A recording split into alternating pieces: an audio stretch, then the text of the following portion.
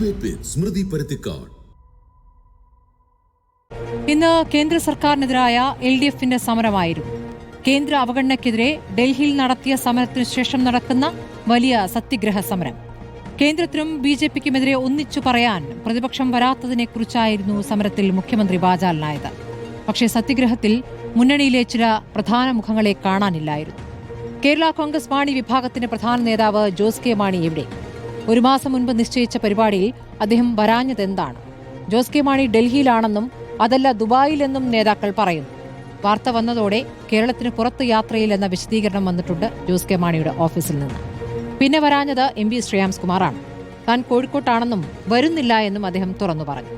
പാർട്ടിയുടെ ഏക MLAയും സത്യഗ്രഹത്തിൽ കണ്ടില്ല. വരുന്ന ദിവസങ്ങളിൽ UDFന്റെ രൂപം മാറുമെന്നും വിശാല പ്ലാറ്റ്ഫോമിലേക്ക് പലരും എത്തുമെന്നും നേരത്തെ പ്രതിപക്ഷ നേതാവ് പറഞ്ഞിരുന്നു. പക്ഷേ മുന്നണി വിപുലീകരണത്തെക്കുറിച്ച് ഇന്ന് അദ്ദേഹം ഒന്നും വിട്ടു പറഞ്ഞിട്ടില്ല. മൂന്നാം വരവിനൊരുങ്ങുന്ന LDFൽ നിന്നും പാർട്ടികൾ കൊഴിയുമോ? നേരത്തെ കൊഴിഞ്ഞവർ തിരിച്ച് UDFലേക്ക് ചേക്കേറുമോ? വൈകാതെ വിസ്മയമോ എന്നതാണ് ചോദ്യം.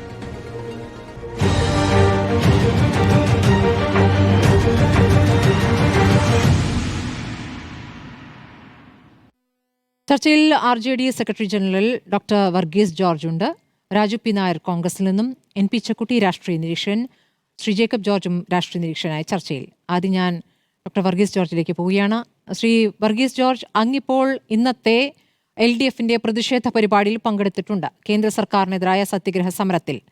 പക്ഷേ അങ്ങയുടെ പാർട്ടിയിൽ നിന്നും MP ശ്രേയാംസ് കുമാർ പരിപാടിയിൽ പങ്കെടുത്തില്ല, ഞാനില്ല കോഴിക്കോട്ടാണ് എന്നാണ് ഞങ്ങളുടെ പ്രതിനിധിയോട് പറഞ്ഞത്. അദ്ദേഹം വരാതിരുന്നത് എന്തിൻ്റെങ്കിലും സൂചനകളാണോ? അങ്ങനെയൊരു സൂചനയാണ് എന്ന് കേൾക്കുന്നു. LDFൽ തന്നെ തുടരാനാണോ തീരുമാനം? സ്മൃതി, മുന്നണി മാറ്റമൊന്നുമില്ല. ഇന്ന് ഞാൻ പങ്കെടുത്തിരുന്നു. എല്ലാ കാര്യങ്ങളും ശ്രേയസുമായിട്ട് ആലോചിച്ചിട്ടാണ് സെക്രട്ടറി എന്നുള്ള നിലയിൽ ഞാൻ ചെയ്തത്. അദ്ദേഹമാണ് എന്നോട് ഇന്നത്തെ യോഗത്തിൽ പങ്കെടുക്കാൻ ആവശ്യപ്പെട്ടത്. അതുകൊണ്ട് അതിൽ അവ്യക്തതയൊന്നുമില്ല. അതുകൊണ്ട് മുന്നണി മാറ്റമില്ല. പക്ഷേ മുന്നണിയിൽ മാറ്റങ്ങൾ വേണം. ഇപ്പോഴത്തെ പുതിയ തലമുറയ്ക്കൊന്നും ഈ മുന്നണിയുടെ ചരിത്രം അറിയില്ല. 1973 ഡൽഹിയിൽ വെച്ച് രാജ്യത്ത് വളർന്നു വരുന്ന മുതലാളിത്ത നയങ്ങൾക്കെതിരെ മാർക്സിസ്റ്റ് കമ്മ്യൂണിസ്റ്റ് പാർട്ടി, സോഷ്യലിസ്റ്റ് പാർട്ടിയും കൂടെ രൂപീകരിച്ചാണ് ഇന്നത്തെ പ്രതിപക്ഷ മുന്നണി, കേരളത്തിലെ ഇടതുപക്ഷ ജനാധിപത്യ മുന്നണി. അതിൻ്റെ ആദ്യത്തെ കൺവീനർ ഞങ്ങളുടെ പാർട്ടിയായിരുന്നു വിശ്വംഭരൻ, പിന്നീട് വീരേന്ദ്രകുമാർ. 1977 അടിയന്തരാവസ്ഥയ്ക്ക് ശേഷമാണ് പിന്നീട് CPI, കേരള കോൺഗ്രസ് ഒക്കെയുള്ള പാർട്ടികൾ വന്നത്. ഒരു ഘട്ടത്തിൽ മാത്രമാണ് ഞങ്ങൾ ഈ മുന്നണിയിൽ നിന്ന് അഭിപ്രായ വ്യത്യാസം ഉണ്ടായി ഒരു 7 വർഷത്തേക്ക് മാറുന്നത്. അത് 67,000 വോട്ടിന് പാർട്ടി അധ്യക്ഷൻ സഖാവ് വീരേന്ദ്രകുമാർ ജയിച്ച സീറ്റ് CPM അവർ സ്വീകരിച്ചപ്പോഴാണ് ആ മുന്നണിയിൽ നിന്ന് ഒരു ഹ്രസ്വകാലത്തേക്ക് മാറിയത്. മറ്റൊരിക്കലും ഇങ്ങനെ പാർട്ടി കമ്മിറ്റിയുടെ 4-ാം തീയതി കൊച്ചിയിൽ ചേർന്നപ്പോഴും മുന്നണി മാറ്റത്തെക്കുറിച്ചൊരു ചർച്ചയുണ്ടായില്ല. പക്ഷേ മുന്നണിയിൽ മാറ്റം വരണം. മുന്നണിയിൽ റെപ്രസെൻറ്റേഷൻ, പ്രാതിനിധ്യം വരണം. സോഷ്യലിസ്റ്റ് പ്രസ്ഥാനങ്ങൾക്കും ജനാധിപത്യ പാർട്ടികൾക്കും കുറേ കൂടെ പ്രാതിനിധ്യം ഉണ്ടാവണം. EMSൻ്റെ കാലത്ത് പോലും മാർക്സിസ്റ്റ് കമ്മ്യൂണിസ്റ്റ് പാർട്ടി ഒരു 70 സീറ്റിൽ കൂടുതൽ മത്സരിച്ചിരുന്നില്ല. അസംബ്ലി പാർലമെൻറ്റിൽ ഒരു 14 സീറ്റിൽ കൂടുതൽ മത്സരിച്ചിരുന്നില്ല. ബാക്കി സീറ്റുകളെല്ലാം അവർ ഘടകകക്ഷികൾക്ക് കൊടുക്കുമായിരുന്നു. ഞങ്ങൾ 70-ൽ 21 സീറ്റിലാണ് മത്സരിച്ചത്. 20 പേരും ജയിച്ചു. 20 പേരും അടിയന്തരാവസ്ഥ ജയിലിൽ പോയി. അങ്ങനെ പാർട്ടികൾക്ക് അവർ സീറ്റുകൾ കൊടുക്കുമായിരുന്നു. 1952 ലോക്സഭാ ഇലക്ഷൻ ആരംഭിച്ചപ്പോൾ മുതൽ ഞങ്ങൾ ലോക്സഭയിലുണ്ടായിരുന്നു. കഴിഞ്ഞ ഒരു ഇലക്ഷനിലാണ് നമുക്ക് സീറ്റ് നിഷേധിച്ചത്. രാജ്യസഭയിലെ ടേം പൂർത്തിയായി കഴിഞ്ഞപ്പോൾ വീണ്ടും ഞങ്ങൾക്ക് തന്നില്ല. ഇപ്പോൾ ലോക്സഭയിൽ പ്രാതിനിധ്യമില്ല, രാജ്യസഭയിൽ പ്രാതിനിധ്യമില്ല. അസംബ്ലിയിൽ ഉത്തര മലബാറിലെ 3 സീറ്റുകളിലായിട്ട് പരിമിതപ്പെട്ടു. അത് പാടില്ല, അത് സാധ്യമല്ല. തിരുവിതാംകൂറിൽ സീറ്റ് വേണം, കൊച്ചി സീറ്റ് വേണം. മലബാറിൽ തന്നെ ഞങ്ങൾക്ക് കൂടുതൽ പ്രാതിനിധ്യം വേണം. ഇത് മുന്നണിയിൽ ഞങ്ങൾ സ്ഥിരം ഉന്നയിക്കുന്ന പ്രശ്നമാണ്, ഇനിയും ഉന്നയിക്കും. അതുകൊണ്ട് മുന്നണി മാറ്റമൊന്നുമില്ല, പക്ഷേ മുന്നണിയിൽ മാറ്റങ്ങൾ വേണം. മുന്നണിയിൽ മാറ്റങ്ങൾ എന്ന് പറഞ്ഞാൽ നിങ്ങളുടെ പ്രാതിനിധ്യം ഉയർത്തുക അല്ലേ ശ്രീ ഡോക്ടർ വർഗീസ് ജോർജ്? പക്ഷെ അങ്ങനെ പറയുമ്പോൾ നിങ്ങൾക്ക് ഒരു MLA മാത്രമാണ് ഉള്ളത്. വിജയിച്ചത് ഒരേ ഒരാളാണ്, ഒരു MLA മാത്രമാണ് ഉള്ളത്. അപ്പോൾ കൂടുതൽ ഒരു ആവശ്യം മുന്നോട്ട് വയ്ക്കുന്നതിൽ പ്രായോഗികമായ പ്രശ്നങ്ങളില്ലേ? ഈ പറഞ്ഞതുപോലെ എല്ലാ മേഖലയിലും, ഇപ്പോൾ മലബാറിൽ മാത്രമല്ല മധ്യ കേരളത്തിലും തെക്കുമൊക്കെ നിങ്ങൾ ആവശ്യം ഉന്നയിക്കുമ്പോൾ ആത്യന്തികമായി വിജയിക്കുക എന്നുള്ളതാണല്ലോ. അപ്പോൾ അത് അംഗീകരിക്കപ്പെടാനുള്ള സാധ്യത എത്രത്തോളം കാണുന്നു? അങ്ങനെ എന്തെങ്കിലും ഉറപ്പ് ലഭിച്ചോ? അതിന് രണ്ട് കാരണങ്ങളാണ് സ്മൃതി. ഒന്ന്, കഴിഞ്ഞ തവണ ഞങ്ങൾ മുന്നണിയിൽ വന്നപ്പോൾ അന്ന് പാർട്ടി സെക്രട്ടറി കോടിയേരി ബാലകൃഷ്ണൻ പറഞ്ഞു, നമ്മുടെ പാർട്ടിയുടെ സോഷ്യലിസ്റ്റ് രാഷ്ട്രീയക്കാരുടെ പാർട്ടിയുടെ ശക്തിക്കനുസരിച്ച് അടുത്ത നിയമസഭാ തെരഞ്ഞെടുപ്പിൽ കൂടുതൽ സീറ്റുകൾ തരാമെന്ന് പറഞ്ഞിരുന്നു. മാത്രമല്ല, പഞ്ചായത്ത് ഇലക്ഷൻസിൽ തന്നെ കഴിഞ്ഞ തവണയും ഞങ്ങൾ തന്നെയാണ് LDFിലെ 4ാമത്തെ കക്ഷി. CPM, CPI, Kerala Congress M കഴിഞ്ഞാൽ എണ്ണത്തിലും വോട്ട് ശതമാനത്തിലും ഞങ്ങളാണ് 4ാമത്. ഇപ്പോൾ ഈ കടുത്ത പ്രതിസന്ധികളുടെ തിരിച്ചടികൾക്കിടയിലും LDFിൽ ഏറ്റവും കൂടുതൽ 4ാമത് പഞ്ചായത്ത് മെമ്പർമാരെ വിജയിപ്പിച്ച പാർട്ടി ഞങ്ങളാണ്.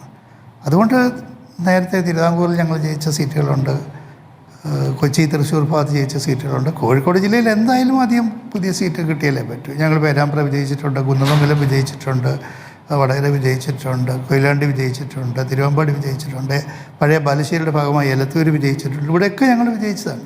ഇവിടെ കോഴിക്കോട്, വടകര കൂടാതെ ഒരു സീറ്റ് വേണം, തൃശ്ശൂർ, എറണാകുളത്ത് ഒരു സീറ്റ് വേണം, തിരുവിതാംകൂറിൽ ഒരു സീറ്റ് വേണം. വടകര കിട്ടാനുള്ള വളരെ ഇമ്പോർട്ടന്റ്. വടകര കിട്ടാനുള്ള സാധ്യതയുണ്ടോ ഡോക്ടർ വർഗീസ് ജോർജ്? വടകര ഇപ്പോൾ അഭിമാന പോരാട്ടമാണ്, അത് വളരെ കുറവാണല്ലോ. അല്ല, 1952 ഒരു തവണ CPM അവിടെ മത്സരിച്ചതിന് ശേഷം 52 മുതൽ 57 വോട്ട് ഞങ്ങളുടെ പാർട്ടി മാത്രമേ അവിടെ മത്സരിച്ചിട്ടുള്ളൂ. 2 തവണ തോറ്റു എന്നുള്ളത് ശരിയാണ്. കഴിഞ്ഞ 7 വർഷം ഞങ്ങളല്ലേ അവിടെ. അതെ, ഉറപ്പായിട്ടും ആ കാര്യങ്ങൾ മറക്കുന്നില്ല. ഞാൻ പറയുന്നത് പുതിയ സാഹചര്യം, അങ്ങ് പറഞ്ഞതുപോലെ ഈ പുതിയ കാലത്ത് പുതിയ മാറ്റങ്ങളുടെ അടിസ്ഥാനത്തിൽ മുന്നണിയിൽ മാറ്റം വേണമെന്നാണല്ലോ അങ്ങ് പറയുന്നത്. അപ്പോൾ പുതിയ മാറ്റങ്ങളുടെ അടിസ്ഥാനത്തിൽ എന്ന് പറയുമ്പോൾ വടകരയിലും ചില മാറ്റങ്ങൾ ഉണ്ടായിട്ടുണ്ടല്ലോ. ആ മാറ്റങ്ങളുടെ അടിസ്ഥാനത്തിലാണല്ലോ അവിടെ CPM നിലം തൊടാതെ പോവുകയും ചെയ്യുന്നത്. അവിടെ പക്ഷേ അതൊരു അഭിമാന പോരാട്ടമായി CPM കാണുന്നുമുണ്ട്. മത്സരിച്ച് ജയിക്കുക തന്നെ എന്ന ഉദ്ദേശം അവർക്കുണ്ട്. അപ്പോൾ അങ്ങനെ വരുമ്പോൾ നിങ്ങൾക്കിനി വിട്ടുതരാനുള്ള സാധ്യത കുറവല്ലേ? അല്ല, അങ്ങനെ CPM ഒന്നും പറഞ്ഞിട്ടില്ല. കാരണം വടകര ട്രഡീഷണലായിട്ട് സോഷ്യലിസ്റ്റ് പ്രസ്ഥാനത്തിൻ്റെ ഒരു സോഷ്യൽ ബേസ് ഉള്ള സ്ഥലമാണ്. മാർക്സിസ്റ്റ് കമ്മ്യൂണിസ്റ്റ് പാർട്ടി അവിടെ മത്സരിക്കുമെന്ന് എനിക്ക് തോന്നുന്നില്ല. കാരണം അത് അക്കാര്യത്തിലൊരു തർക്കമൊന്നുമില്ല. കൂടുതൽ സീറ്റുകളെ കുറിച്ചാണ് ഞാൻ പറഞ്ഞത്. അഥവാ നിങ്ങൾ ഉദ്ദേശിക്കുന്നത് പോലെ കൂടുതൽ സീറ്റുകളില്ല, നിങ്ങൾ ഉദ്ദേശിച്ച സീറ്റുകളില്ല എങ്കിൽ അപ്പുറത്ത് നിങ്ങൾ ഉദ്ദേശിക്കുന്ന സീറ്റുകൾ അല്ലെങ്കിൽ വിജയ സാധ്യതയുള്ള ഒരു സീറ്റ് എങ്കിലും ലഭിക്കുകയാണെങ്കിൽ അപ്പുറത്തുനിന്ന് അത്തരം ഓഫറുകൾ വന്നിട്ടുണ്ടോ? മാറി ചിന്തിക്കുമോ? അല്ല, അപ്പുറത്ത് സീറ്റുകൾ കിട്ടാൻ ഒരു വിഷമവും ഇല്ലല്ലോ. ഞങ്ങൾ ഒരു 7 വർഷം ആ മുന്നണിയിൽ ചെന്നപ്പം അവർ നമുക്ക് 7 അസംബ്ലി സീറ്റ് തന്നു, ലോക്സഭ തന്നു, രാജ്യസഭ തന്നു. ഓണറബിളായി നമ്മളെ റെസ്പെക്റ്റ് ചെയ്തു. പക്ഷേ നമുക്ക് എപ്പോഴും ഐഡിയോളജിക്കലായ ഒരു ഓറിയൻറ്റേഷൻ വേണ്ടേ? നമ്മൾ ഒരു പഞ്ചായത്ത് ഇലക്ഷൻ തോറ്റു എന്ന് കണ്ട് മാറുന്നൊരു പാർട്ടിയല്ല. നമുക്ക് എപ്പോഴും പ്രത്യയശാസ്ത്രമായ ഒരു ചേർച്ചയുള്ളത് കമ്മ്യൂണിസ്റ്റ് സോഷ്യലിസ്റ്റ് പ്രസ്ഥാനങ്ങൾ ഒരുമിച്ച് ഇരിക്കുമ്പോഴല്ലേ അതിൻ്റെ സ്ട്രെങ്ത് എന്ന് പറയുന്നത്. പക്ഷേ ഐഡിയോളജിയുമായി ബന്ധപ്പെട്ട് നിലവിൽ LDFിനകത്ത് CPM എടുക്കുന്ന പല നിലപാടുകളോടും അങ്ങ് വ്യക്തിപരമായി അങ്ങ് തന്നെ എത്ര തവണ സർക്കാരിന് ചില തീരുമാനങ്ങളിൽ ശക്തമായി പ്രതിഷേധിച്ചിട്ടുണ്ട്. ഇന്നത്തെ ഇപ്പോൾ പ്രതിഷേധ സമരം പോലും BJPക്കെതിരായ സമരം എന്ന് പറയുമ്പോൾ ഇപ്പോൾ സർക്കാർ അവസാനിക്കാൻ നിൽക്കുമ്പോൾ ഒരു സമരം മുമ്പ് നടത്തിയിട്ടുണ്ട്, ഡൽഹിയിൽ നടത്തിയിട്ടുണ്ട്, സമ്മതിച്ചു. പക്ഷേ പല ഘട്ടങ്ങളിലും ഈ ഒത്തുതീർപ്പിലേക്ക് പോകുന്നു എന്നുള്ള ആരോപണം ഇപ്പോൾ ശക്തമായി തന്നെ പ്രതിപക്ഷം തന്നെ ഉന്നയിക്കുന്ന സാഹചര്യമുണ്ട്. അപ്പോൾ ഈ ഐഡിയോളജിക്കലായി നിങ്ങൾക്ക് നിൽക്കാൻ പറ്റുന്ന ഇടം എന്നതിനെ എങ്ങനെയാണ് ഈ മാറിയ സമയത്ത് അങ്ങ് വിശദീകരിക്കുക? ഐഡിയോളജിക്കലായിട്ട് LDF തന്നെ ഞങ്ങളത് പറയാറുണ്ട്. ഇപ്പോൾ തന്നെ RSS ലീഡേഴ്സിനെ ഇവിടുത്തെ ഒരു പോലീസ് ചീഫ് കണ്ടതിനെ ഞങ്ങൾ വിമർശിച്ചിട്ടുണ്ട്. സ്വകാര്യ യൂണിവേഴ്സിറ്റികൾ അല്ലെങ്കിൽ വിദേശ യൂണിവേഴ്സിറ്റികൾ കൊണ്ടുവരുന്നതിന് നമ്മൾ വിമർശിച്ചിട്ടുണ്ട്. ബ്രൂവറി കൊണ്ടുവരുന്നതിനെ വളരെ ശക്തമായിട്ട് നമ്മൾ എതിർത്തിട്ടുണ്ട്. അപ്പോൾ എപ്പോഴും ഒരു ലെഫ്റ്റ് പൊളിറ്റിക്സിൽ നിന്ന് മാറുന്നു എന്നുള്ള തോന്നൽ വന്നപ്പോൾ അത് ശക്തമായിട്ട് നമ്മൾ എതിർത്തിട്ടുണ്ട്. അതിനൊരു തുറന്ന ചർച്ചയുണ്ട്. പക്ഷേ ഡിസിഷൻ മേക്കിംഗ് വരുമ്പം എപ്പോഴും മാർക്സിസ്റ്റ് പാർട്ടി വലിയ പാർട്ടിയല്ലേ, അവർക്ക് 10-70 സീറ്റില്ലേ, അവരുടെ ഡിസിഷൻ മേക്കിംഗ് ഒടുവിൽ വരുമ്പോൾ അവരാണ്. അപ്പോൾ ഞങ്ങൾ LDFിൽ ഉന്നയിക്കുന്ന ഒരു പ്രധാന പ്രശ്നവും ഈ റെപ്രസെൻറ്റേഷൻ കൂടാതെ ഡിസിഷൻ മേക്കിങ്ങിലെ പാർട്ടിസിപ്പേഷനാണ്. ചെറിയ പാർട്ടികളുടെ അഭിപ്രായങ്ങൾ കൂടെ കേട്ട് ഉത്തമമായ തീരുമാനങ്ങൾ വരണം. അതുകൊണ്ട് 1 ഡിസിഷൻ മേക്കിങ്ങിലെ പാർട്ടിസിപ്പേഷൻ, 2 റെപ്രസെൻറ്റേഷൻ. ഇതാണെങ്കിലും ഈ പ്രത്യയശാസ്ത്രപരമായി കമ്മ്യൂണിസ്റ്റ് സോഷ്യലിസ്റ്റ് പ്രസ്ഥാനങ്ങൾ ഒരുമിച്ച് പോയതാണല്ലോ 1930 തൊട്ട്. ഇവിടെ ചേക്കുട്ടി സാറൊക്കെ ഉണ്ടല്ലോ ഉള്ള ആ ഒരു ചരിത്രം. അതുകൊണ്ട് കോൺഗ്രസ് സോഷ്യലിസ്റ്റ് പാർട്ടി 1930 രൂപീകരിച്ചതിൻ്റെ 90ാം വാർഷികമാണ്. ഞങ്ങളുടെ ഒരുമിച്ചുള്ള യാത്രയുടെ 90 വാർഷികമാണ്. EMS Jayaprakash Narayanan general secretary, EMS joint secretary അല്ലായിരുന്നോ? അതാണ് ഈ മൂവ്മെൻറ്റ് ചരിത്രം എന്ന് പറയുന്നത്. ശരി, ശ്രീ രാജു പി നായർ, ഇപ്പോൾ മുന്നണി വിപുലീകരിക്കുക എന്ന് വെച്ചാൽ വിവിധ പാർട്ടികളുമായി ഇപ്പോൾ ഞങ്ങളൊരു ചർച്ചയ്ക്ക് പോകുന്നില്ല, അത് സമയമാകുമ്പോൾ അത് സംഭവിക്കും എന്നാണ് പലപ്പോഴും നേതാക്കൾ പരസ്യമായി പറഞ്ഞിട്ടുള്ളത്. പക്ഷെ ഞാൻ മനസ്സിലാക്കുന്നത് ഔദ്യോഗികമല്ലാതെ പല രൂപത്തിലും ചർച്ചകളൊക്കെ നടന്നിട്ടുണ്ട് എന്നുള്ളതാണ്. ആ ചർച്ചകളിൽ ചിലർക്കെങ്കിലും ഒരു ചാഞ്ചല്യം സംഭവിച്ചിട്ടുണ്ട് എന്നതിൻ്റെ സൂചനകളുമുണ്ട്.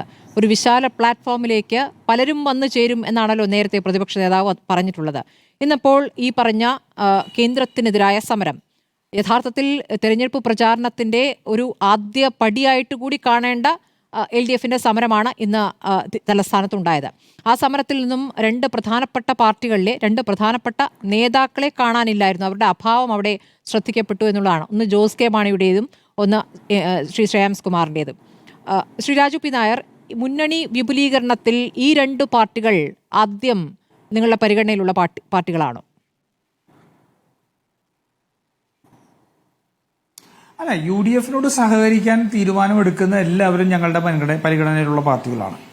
ഞങ്ങളെ സംബന്ധിച്ചിടത്തോളം ഇന്ന പാർട്ടി എന്നുള്ളതല്ലല്ലോ. ഞങ്ങൾ പ്രതിപക്ഷ നേതാവ് വളരെ വ്യക്തമാക്കി. ഇപ്പോൾ വർഗീസ് ജോർജ് സാർ ഇവിടെ പറയുന്നതും എല്ലാവരും അവരാ പാർട്ടിക്ക് ആ മുന്നണിക്കകത്ത് അവർക്കുള്ള അസ്വാരസ്യങ്ങളുണ്ടെങ്കിൽ ആ അസ്വാരസ്യങ്ങൾ പറഞ്ഞ് ഞങ്ങൾ ഒരു മുന്നണി മാറ്റത്തിന് വേണ്ടി സംസാരിക്കുകയും അതിന് ഔദ്യോഗികമായിട്ട് വരുമ്പോൾ മാത്രമാണ് മുന്നണിയിലേക്ക് എടുക്കുന്നതിനെ സംബന്ധിച്ചുള്ള ചർച്ചകളിലേക്ക് പോകേണ്ടത്. അതുകൊണ്ട് ഞാൻ ആ ചർച്ചകളിലേക്ക് പോകുന്നില്ല. പക്ഷേ അദ്ദേഹം ഉന്നയിച്ച ചില കാര്യങ്ങളിൽ ഞാൻ ചോദിക്കുക. അദ്ദേഹം പറയുന്നത് ഇടതുപക്ഷ രാഷ്ട്രീയത്തിനൊപ്പം നിൽക്കുക എന്നുള്ളതാണ്. എനിക്ക് കൗതുകത്തോടു കൂടിയാണ് ഞാനത് കേട്ടത്. ഞാൻ വർഗീസ് ജോർജ് സാറിനെ ഏറ്റവും നല്ലൊരു സോഷ്യലിസ്റ്റായിട്ടും ഇടതുപക്ഷ പ്രതിനിധിയായിട്ടും കാണുന്ന ഒരാളാണ്. CPM-നോട് എനിക്ക് ആ മനോഭാവമില്ല. അങ്ങ് ഇവിടെ തന്നെ 3-4 കാര്യങ്ങൾ അദ്ദേഹം പറയുകയുണ്ടായി, ഈ ADGPയുടെയും അതുപോലെ തന്നെയുള്ള കാര്യങ്ങൾ. ഞാൻ കുറച്ചുകൂടി കൂട്ടി പറയാം. PM ശ്രീ പദ്ധതിയിൽ ഒപ്പിട്ടത്, ലേബർ കോഡ് നമ്മുടെ കരട് രേഖ ഉണ്ടാക്കിയത് ഉൾപ്പെടെ ഇങ്ങോട്ട് നോക്കിക്കഴിഞ്ഞാൽ തീവ്ര വലതുപക്ഷമായിട്ട് മാറിയ ഒരു പിണറായി വിജയനെയും പിണറായിസ്റ്റുകളെയും, ഞാൻ CPM മൊത്തമായിട്ട് പറയുന്നില്ല, പക്ഷെ പിണറായി വിജയനെയും പിണറായിസ്റ്റുകളെയും നമ്മൾ കാണുന്നത്. എനിക്കൊരു കൗതുകം ചോദ്യം അദ്ദേഹത്തോടുള്ളത്, കഴിഞ്ഞ 5 വർഷം പോട്ടെ, നമ്മൾ അതിനു മുമ്പുള്ള 4-5 വർഷം പോട്ടെ, കഴിഞ്ഞ 5 വർഷം ഈ പിണറായി വിജയനിൽ നിന്ന് ഇടതുപക്ഷ രാഷ്ട്രീയമുള്ള ഏത് തീരുമാനമാണ് അദ്ദേഹം കണ്ടിട്ടുള്ളത് എന്നുള്ളതാണ്. അപ്പം എന്നെ സംബന്ധിച്ചോളം ഞാൻ നോക്കിയിട്ട് ഒരു തീരുമാനവും കാണുന്നില്ല. പെൻഷനെന്നോ മറ്റെന്തെങ്കിലും പറഞ്ഞാൽ 4.5 വർഷത്തിന് ഭരണത്തിന് ശേഷം അവസാനം കൊണ്ടേ കൊടുക്കേണ്ടതല്ലല്ലോ പെൻഷന്റെ വർധനവ്. അത് എന്ത് നഷ്ടം സഹിക്കേണ്ടി വന്നാലും ക്ഷേമരാഷ്ട്രമാണ്, ക്ഷേമ സംസ്ഥാനമാണ്. അതുകൊണ്ട് ആ ക്ഷേമമാണ് ഞങ്ങളുടെ പ്രയോറിറ്റി. അതുകൊണ്ട് ഞങ്ങൾ എത്ര മുണ്ട് ഉടുക്കേണ്ടി വന്നാലും വരിഞ്ഞുടുക്കേണ്ടി വന്നാലും ഞങ്ങൾ അവർക്ക് പണം കൊടുക്കും എന്ന് പറയുകയല്ലേ വേണ്ടത്. അതിന് പകരം ആ അവകാശം പറഞ്ഞവരെ പോലും ആക്ഷേപിക്കുന്ന രീതിയാണ് നമ്മൾ കണ്ടത്. അപ്പോൾ എനിക്ക് സത്യം പറഞ്ഞാൽ കഴിഞ്ഞ കുറെ നാളുകളായിട്ട് ഞാൻ ചർച്ചയിൽ പങ്കെടുക്കുന്നുണ്ട്, പല വിഷയങ്ങൾ നമ്മൾ പഠിക്കുന്നുണ്ട്. ഈ ഇടതുപക്ഷ നയത്തിൽ നിന്നുകൊണ്ടുള്ള ഒരൊറ്റ തീരുമാനം എനിക്ക് സത്യം പറഞ്ഞാൽ കാണാൻ കഴിഞ്ഞിട്ടില്ല. അദ്ദേഹം ഏതാണ് ഇനി 5 വർഷത്തിന് ശേഷവും ഇടതുപക്ഷ രാഷ്ട്രീയം എന്ന് അദ്ദേഹം മനസ്സിൽ കണ്ടുകൊണ്ട് CPM-നൊപ്പം നിൽക്കേണ്ടി വരുന്നത് എന്നുള്ളൊരു കാര്യം ഒന്ന്. രണ്ടാമതൊന്നും, ഒരു പാർട്ടിയെ സംബന്ധിച്ചും ആ പാർട്ടിയെ പ്രതിദാനം ജനങ്ങളെ സംബന്ധിച്ചും അവരുടെ ആത്മാഭിമാനമാണ്, എണ്ണത്തിലോ വലിപ്പത്തിലോ അല്ല, പക്ഷെ തീരുമാനത്തിൽ പങ്കാളിത്തം ഉണ്ടാവുക. ഇപ്പൊ വർഗീസ് ജോർജ് സാർ ഇവിടെ പറഞ്ഞപ്പോ വളരെ വ്യക്തമായിട്ട് അദ്ദേഹം പറഞ്ഞത്, ഞങ്ങൾക്കിതിനെല്ലാം എതിരഭിപ്രായമുണ്ട്, ഞങ്ങളത് പറയുന്നുണ്ട്, പക്ഷെ ഞങ്ങൾ പറയുന്നതൊന്നും കേൾക്കാനുള്ള മനസ്ഥിതിയുള്ള പാർട്ടി അല്ല CPM. ഞങ്ങൾ എപ്പോഴും പറയുന്ന വലിയേട്ടൻ മനോഭാവമാണ് CPM എന്ന് പറയുന്നത് അദ്ദേഹത്തോട് മറ്റൊരു ഭാഷയിൽ പറയുകയാണ്.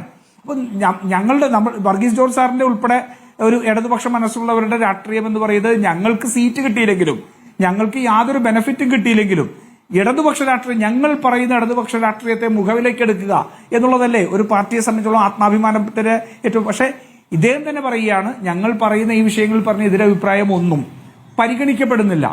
CPI പറയുന്നത് പോലും പരിഗണിക്കപ്പെടുന്നില്ല. CPIയുടെ പലപ്പോഴുമുള്ള പ്രതിഷേധമെല്ലാം ചായക്കോപ്പയിലെ കൊടുങ്കാറ്റായിട്ട് മാറും എന്നുള്ള കാര്യത്തിൽ സംശയമില്ല. ഞാൻ പ്രത്യേകമായിട്ട് ഈ പിണറായിസ്റ്റുകൾ തീവ്ര വലതുപക്ഷ രാഷ്ട്രീയത്തിലേക്ക് മാറിയതോടുകൂടി ഇടതുപക്ഷ രാഷ്ട്രീയത്തിന്റെ സ്പേസ് ഏറ്റെടുക്കാൻ കഴിയുന്ന ഏറ്റവും വലിയ അവസരം CPIക്കാണ് എന്നുള്ളതാണ് ഞാൻ ബിനോയ് വിശ്വം CPIയുടെ സംസ്ഥാന സെക്രട്ടറി ആയിട്ട് വന്നപ്പോൾ ആ പ്രതീക്ഷ ഒരു കോൺഗ്രസ്സുകാരനാണെങ്കിൽ തന്നെയും ഞാൻ കേരളത്തിൽ ഇടതുപക്ഷ രാഷ്ട്രീയം നിലനിൽക്കണം എന്ന് ആഗ്രഹിക്കുന്നതുകൊണ്ടും വർഗീയ ശക്തികളെ മാറ്റി നിർത്താൻ ഒരു ഇന്നവിറ്റബിൾ ഈവിലാണെന്നുള്ളതും ആ ഒരു ദ്വന്ദ്വം കേരളത്തിൽ നിലനിന്നെങ്കിൽ മാത്രമേ വർഗീയത BJPക്ക് സ്പേസ് കിട്ടാതിരിക്കുന്നുള്ളൂ വിശ്വസിക്കുന്ന ഒരാളാണ്. അത് ബിനോയ് വിശ്വം വന്നപ്പോഴും ഞാൻ പ്രതീക്ഷിച്ചതാണ്. പക്ഷെ ബിനോയ് വിശ്വം സാഷ്ടാംഗം കീഴടങ്ങുന്ന അവസരമാണ് നമ്മൾ കണ്ടത്.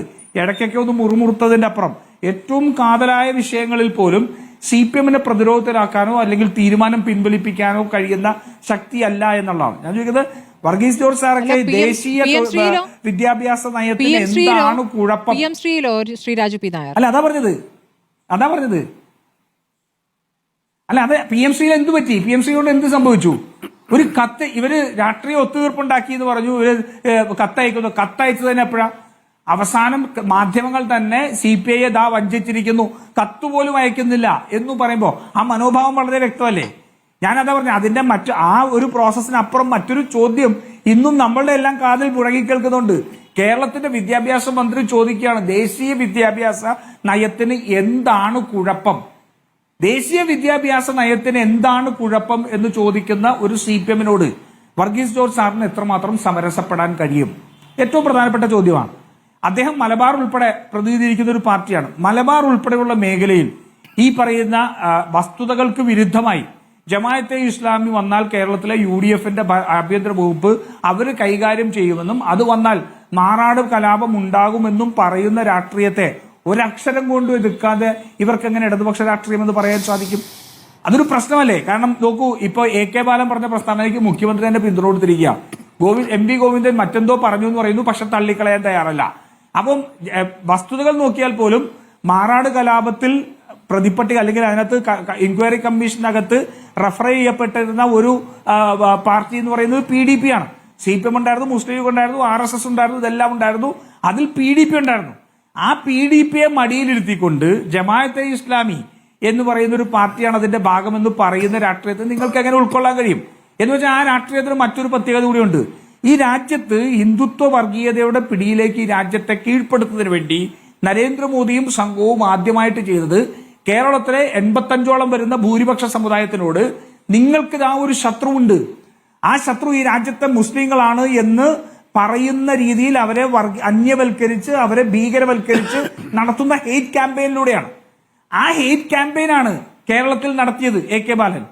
അല്ലെ, ഭൂരിപക്ഷ സമുദായത്തെ നോക്കി പറയാണ്, ദാ നിങ്ങൾ പ്രതീക്ഷിച്ചോളൂ, നിങ്ങൾ LDF-നല്ല വോട്ട് ചെയ്യുന്നെങ്കിൽ ഇവിടെ ഒരു മുസ്ലിം തീവ്രവാദികൾ ഈ സംസ്ഥാനത്തിന്റെ ഭരണം കൈയടക്കാൻ എന്തെങ്കിലും യാഥാർത്ഥ്യമായിട്ട് പൊരുത്തമുള്ളതാണോ? ഏതെങ്കിലും ഒരു മുസ്ലിം സംഘടന അത്തരത്തിൽ തീവ്ര നിലപാടെടുത്തുകൊണ്ട് കേരളത്തിലുണ്ടോ? നമ്മുടെ മുനമ്പത്തെ സമരം നടന്നപ്പോഴുൾപ്പെടെ ഞാൻ എപ്പോഴും ചോദിക്കുന്ന ചോദ്യമാണ്, മുനമ്പത്തെ സമരം കേരളത്തെ ഏറ്റവും വലിയ വർഗീയ കലാപം ഉണ്ടാക്കാൻ കഴിഞ്ഞ ശക്തിയുള്ള ഒരു സമരമായിരുന്നു. പക്ഷെ ആ സമരവേദിയുടെ മുന്നിലേക്ക് അല്ലെങ്കിൽ ആ സമരം നടക്കുന്ന പട്ടണത്തിലേക്ക് പോലും ഒരു മുസ്ലിം സംഘടനയും ഒരു കൊടിയും ബാനറുമായിട്ട് പ്രതിഷേധമായിട്ട് ചെന്നില്ല. അത്രമാത്രം വലിയ ഒരു ചിത്രം നമുക്കുള്ളപ്പോൾ പിണറായി വിജയൻ ഓർമ്മിപ്പിക്കുന്ന കേരളത്തിന്റെ മറുചിത്രം എന്ന് പറയുന്നത് മാറാടാണ്. അതല്ലാതെ വർഗീയ സംഘർഷങ്ങളില്ലാത്ത മതേതര സ്വഭാവമുള്ള ഏതെങ്കിലും വർഗീയത ഉണ്ടെങ്കിൽ അവരെ കീഴ്പ്പെടുത്തുന്ന പരാജയപ്പെടുത്തുന്ന കേരളത്തിന്റെ മറുചിത്രമല്ല. നമ്മളെല്ലാം പാടി പറഞ്ഞത് കേരള സ്റ്റോറീസ് പറഞ്ഞപ്പോ എന്താ? കേരള സ്റ്റോറീസ് അല്ല നമ്മുടെ ചിത്രം, ഞങ്ങളുടെ മറുചിത്രം അതിനപ്പുറമാണ്. എല്ലാവരും ഒരുമിക്കുന്ന മത സൗഹാർദ്ദത്തിന്റെ ചിത്രമാണ് ഞങ്ങളുടെ മറുചിത്രം എന്നാ പറഞ്ഞത്. പക്ഷെ കേരളത്തിന്റെ മുഖ്യമന്ത്രി പിണറായി വിജയൻ നാടിനെ ഓർമ്മിപ്പിക്കുന്ന മറുചിത്രം എന്ന് പറയുന്നത് മുസ്ലിം ഭീകരവാദികൾ മാറാട് കലാപം ഉണ്ടാക്കി എന്നുള്ളതാണ്. ആരുടെ നെറേറ്റീവാണ്? BJP-യുടെ നെറേറ്റീവാണ്. അത്രയും വലിയ തീവ്ര വലതുപക്ഷ നയമെടുക്കുന്ന ഒരു പാർട്ടിയോട് നിങ്ങൾക്ക് ഇനിയും സന്ധി ചെയ്തുകൊണ്ട് എങ്ങനെയാണ് ഞങ്ങൾ ഇടതുപക്ഷ രാഷ്ട്രീയത്തിന്റെ ഭാഗമായി നിൽക്കുന്നു എന്ന് പറയാൻ കഴിയാന്നുള്ള ഏറ്റവും അടിസ്ഥാനപരമായ ചോദ്യം ഞാൻ ശ്രീ വർഗീസ് ജോർജിന്റെ മുന്നിലേക്ക് വെച്ചു. ശരി, ശ്രീ വർഗീസ് ജോർജ് അടുത്ത ഘട്ടത്തിൽ അതിന് മറുപടി നൽകും. ശ്രീ ജേക്കബ് ജോർജ്, ഇപ്പോൾ മുന്നണി മാറ്റത്തിനുള്ള സാധ്യതകൾ എത്രത്തോളമാണ് കാണുന്നത്? ഇതിൽ തദ്ദേശ തെരഞ്ഞെടുപ്പ് ഫലവും ഒരു പ്രധാന ഘടകമായി വന്നിട്ടില്ലേ? ഇപ്പോൾ ജോസ് കെ മാണിയുമായി ബന്ധപ്പെട്ട് പരസ്യമായി ഇപ്പോൾ ഞങ്ങൾ എങ്ങോട്ടും പോകുന്നില്ല എന്നൊക്കെ പറയുന്നുണ്ടെങ്കിലും ചർച്ചകൾ നടക്കുന്നുണ്ട് എന്നുള്ള സൂചനകൾ വന്നു കഴിഞ്ഞു. അവരുടെ പാർലമെന്ററി പാർട്ടി യോഗത്തിൽ രണ്ടാം നിര നേതാക്കളടക്കം ആവശ്യപ്പെട്ടത് ഈ പറഞ്ഞ നേരത്തെ ശ്രീ വർഗീസ് ജോർജ് പറഞ്ഞതുപോലെ സ്വാഭാവികമായ മുന്നണി അവർക്ക് LDF ആണെങ്കിൽ കേരള കോൺഗ്രസിലെ സ്വാഭാവികമായ മുന്നണി UDF ആണ്. അപ്പോൾ അതിലേക്ക് മടങ്ങിപ്പോകണമെന്നൊരു വികാരം പലരും പങ്കുവച്ചു എന്നതിന്റെ സൂചനകളുണ്ട്. അങ്ങേക്ക് ലഭിച്ച സൂചനകൾ എന്താണ്? സ്മൃതി, എനിക്ക് തോന്നുന്നത് ഈ പറയുന്നത് പോലെ കേരള കോൺഗ്രസ് മാണി വിഭാഗം ആവട്ടെ, മറിച്ച് ജനതാദൾ ഡോക്ടർ വർഗീസ് ജോർജിൻ്റെ പാർട്ടി ആവട്ടെ, ഈ രണ്ട് കക്ഷികളും ഈ അടുത്തെങ്ങും ഇടതുപക്ഷ ജനാധിപത്യ മുന്നണി വിട്ട് UDF-ലേക്ക് കോൺഗ്രസ് മുന്നണിയിലേക്ക് ചേരുന്ന ലക്ഷണം ഞാൻ കാണുന്നില്ല സ്മൃതി. കാരണം ആദ്യം കേരള കോൺഗ്രസിൻ്റെ കാര്യം പറയാം. കേരള കോൺഗ്രസ് ഈ ഇടതുപക്ഷ മുന്നണിയിൽ ഒരു കംഫർട്ട് സോണിലാണ്. They are happy there. അവർ സന്തോഷത്തോടെയാണ് അവിടെ കഴിയുന്നത്. ഒരു മന്ത്രിസ്ഥാനമുണ്ട്, ഒരു ചീഫ് വിപ്പ് സ്ഥാനമുണ്ട് ജയരാജിന്, മറ്റേത് റോഷി അഗസ്റ്റിൻ. അവർ രണ്ടുപേരും ജോസ് കെ മാണി നേതൃത്വവുമായിട്ടും നേതാക്കളുമായിട്ടും സംസ്ഥാന നേതൃത്വവുമായിട്ടുമൊക്കെ നല്ല ബന്ധത്തിലാണ്. രണ്ടാം നിര നേതാക്കളിൽ ചിലർക്ക് അതൃപ്തിയുണ്ട് സീറ്റുകളുടെ കാര്യത്തിലൊക്കെ. അവരൊക്കെ UDF നേരിട്ടും അല്ലാതെയും ഒക്കെ ചില ബന്ധങ്ങൾ നടത്തുന്നുണ്ട് എന്നും എനിക്കറിയാം. പക്ഷെ അതൊന്നും കേരള കോൺഗ്രസ് എന്ന ആ ഒരു എൻറ്റിറ്റിയെ ബാധിക്കില്ല എന്നാണ് എനിക്ക് കിട്ടുന്ന അറിവ്. പക്ഷെ അങ്ങ് പറയുന്നത് ഇപ്പോൾ കാര്യമുണ്ട്. അല്ല, ഒരു കാര്യം ശ്രീ ജേക്കബ് ജോർജ്, അങ്ങ് ഇപ്പോൾ പറയുന്നത് നിലവിൽ സർക്കാരിൽ അവർക്കുള്ള പ്രാതിനിധ്യമാണല്ലോ. അത് ശരിയാണ്. ഈ തരത്തിൽ മധ്യ കേരളത്തിൽ CPM-ന് അവരുടെ സഹായം അല്ലെങ്കിൽ അവരുടെ കൂടി ഒരു കൂട്ട് കിട്ടി എന്നുള്ളത് മുന്നണിയിൽ വലിയ ശക്തിയായി മാറ്റാൻ സഹായിച്ചിട്ടുണ്ട് എന്നുള്ള കാര്യം വ്യക്തമാണ്. പക്ഷേ ഈ തദ്ദേശ തെരഞ്ഞെടുപ്പിൽ ഫലത്തിൽ വന്നിരിക്കുന്ന ചില കാര്യങ്ങൾ, ചില സൂചനകൾ നൽകുന്നില്ല. ഇപ്പോൾ കോട്ടയം, ഇടുക്കി, പത്തനംതിട്ടയിലൊക്കെ ജില്ലാ പഞ്ചായത്തുകൾ ലഭിച്ചതും എറണാകുളത്ത് ഒരു ഭാഗവുമൊക്കെ UDF-നൊപ്പം വന്നത് യഥാർത്ഥത്തിൽ കേരള കോൺഗ്രസ് മാണി വിഭാഗത്തിലെ അണികൾ കൂടി വോട്ട് ചെയ്ത് UDF-നെ സഹായിച്ചുകൊണ്ടാണ്. അണികൾ എന്ന് പറയുമ്പോൾ ആ അണികൾ ആ നിലയ്ക്ക് അവിടേക്ക് ഒഴുകിയിട്ടുണ്ട്. അപ്പോൾ ആത്യന്തികമായി ജയമാണല്ലോ പ്രധാനം. ജയിച്ചാൽ ഇനി എന്ത് എന്നതാണല്ലോ പ്രധാനം. അങ്ങനെ വരുമ്പോൾ അവിടെ ആത്മവിശ്വാസത്തിൽ അല്പം ഇടിവ് വന്നിട്ടില്ലേ? ആത്മവിശ്വാസത്തിൽ ഇടിവ് വന്നിട്ടുണ്ട് എന്ന് ഞാൻ പറയുന്നില്ല. പക്ഷേ അവരുദ്ദേശിച്ച തരത്തിലേക്ക് ആ വിജയം എത്തിയില്ല. ആ വിജയത്തിൻ്റെ നില എത്തിയിട്ടില്ല, യാതൊരു സംശയമൊന്നുമില്ല. പക്ഷേ അത് ഒരു മുന്നണി വിടാനുള്ള കാരണമാകുന്നില്ല എന്ന് പറയാനാണ് എനിക്ക് താല്പര്യം. കാരണം അങ്ങേപ്പുറത്ത് UDF-ൽ നിന്ന് വളരെ നാണം കെട്ടാണ് കേരള കോൺഗ്രസ് മാണി വിഭാഗത്തിന് ഇറങ്ങിപ്പോരേണ്ടി വന്നത്. അതൊരു വലിയൊരു രാഷ്ട്രീയ മാറ്റമായിരുന്നു. അതിങ്ങോട്ട് പെട്ടെന്ന് ഒറ്റ സുപ്രഭാതത്തിൽ ഒറ്റച്ചാട്ടത്തിന് ഇടതുമുന്നണിയിലേക്ക് മാണി ഗ്രൂപ്പ് പോകും എന്നവർ വിചാരിച്ചിട്ടുണ്ടാകത്തില്ല. പക്ഷേ അങ്ങനെയാണ് സംഭവിച്ചത്. അവിടെ വന്നപ്പോഴത്തേക്ക് അവർ ഈ റെഡ് കാർപ്പറ്റ്, ചുവന്ന പരവതാനി സ്വീകരണം എന്നൊക്കെ പറയുകയല്ലേ, അങ്ങനെ ഒരു വലിയ സ്വീകരണമാണ് കേരള കോൺഗ്രസിന് കിട്ടിയത്. നല്ല സീറ്റുകൾ കൊടുത്തു. 5 സീറ്റിൽ അവർ വിജയിച്ചു.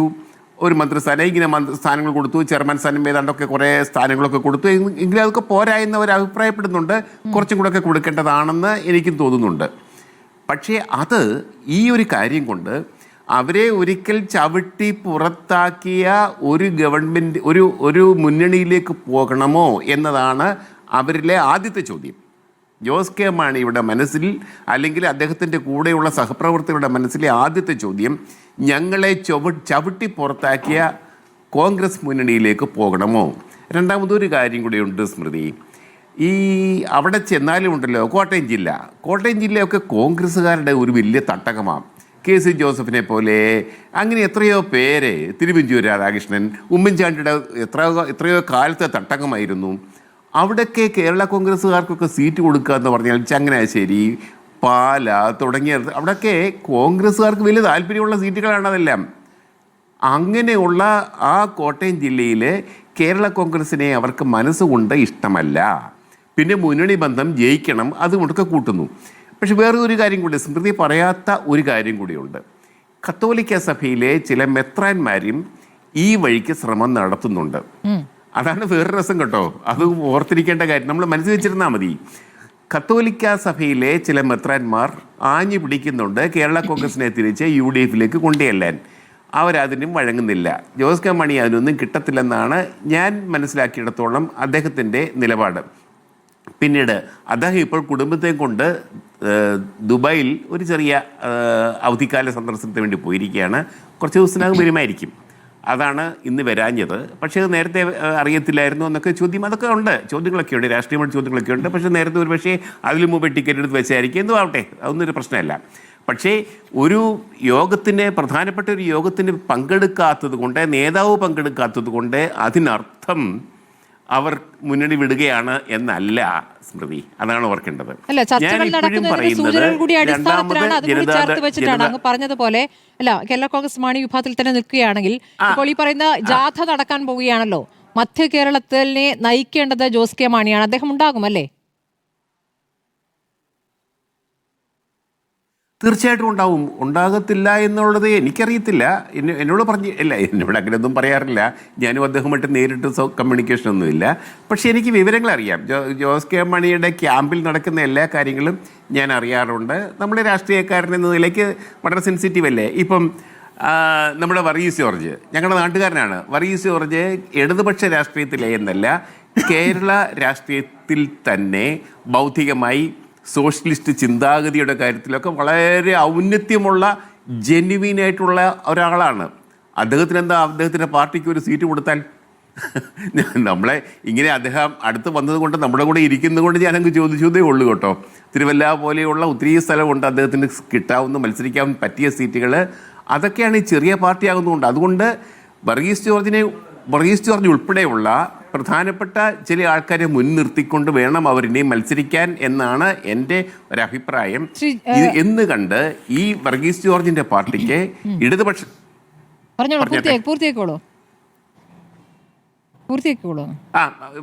വർഗീസ് ജോർജിന്റെ പാർട്ടിക്ക് ഇടതുപക്ഷ മുന്നണിയുമായിട്ട് എന്തെങ്കിലും ഈർച്ചകേടോ സ്വരച്ചേർച്ചയുണ്ട് ഇല്ലായ്മയുണ്ടെന്ന് ഞാൻ കരുതുന്നില്ല.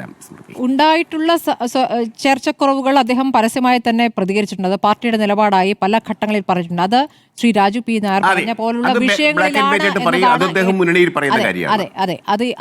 അതിൽ ഏറ്റവും പ്രധാനം മുന്നണിയിൽ അത് പറയുന്നു, പുറത്തും പറയുന്നു എന്നുള്ളതാണ്. ഒരു ശങ്കയും കൂടാതെ പുറത്തേക്കും പറയുന്നുണ്ട്. അത് പറയുമ്പോൾ ഇതൊക്കെ തന്നെയും ഈ പറഞ്ഞ ഒരു ഇടത് സ്വഭാവത്തിലുള്ള നിലപാടുകളല്ല സ്വീകരിക്കപ്പെടുന്നത് എന്ന ഘട്ടത്തിലാണ് അദ്ദേഹം പ്രതികരിച്ചത്. അതാണ് ശ്രീ രാജു പി നായർ പറഞ്ഞത്.